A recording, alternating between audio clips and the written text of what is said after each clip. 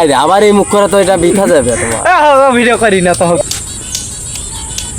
সামনে দেখতেছো আমাদের মালেকার ট্যাঙ্কি, সে অনেক ভাইরাল খেলোয়াড়। ফ্রি ফায়ারের কথা বললে তো অনেক সারা সে মারি না। স্কটের প্লেয়ার কয়েকদিন পর ভিভেস পাবে, প্লেয়ারটা অনেক ভালো খেলায় তো। আজ একশো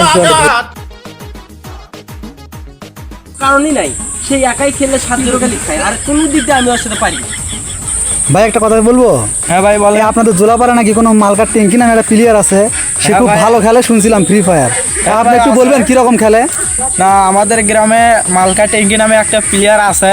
এই মালকা ট্যাঙ্কির কাম কাজ নেই, শুধু সারাদিন খেলে, বুঝছেন ভাই। তারপরে মানে পাইছে আর একটা ফ্রি মাগনা ওয়াইফাই। ভাই ওই যে ছেলেটা দেখছি ওটা কি মালকা ট্যাঙ্কি? হ্যাঁ ভাই, ওটাই আমাদের সেই স্পোর্টস প্লেয়ার মালকা ট্যাঙ্কি।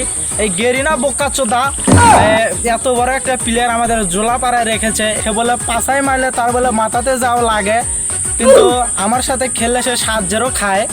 আমি বুঝলাম না এই গেরিনা বোকাচোদা এহলে এত বড় প্লেয়ারকে কেন জোলাপাড়া রেখেছে।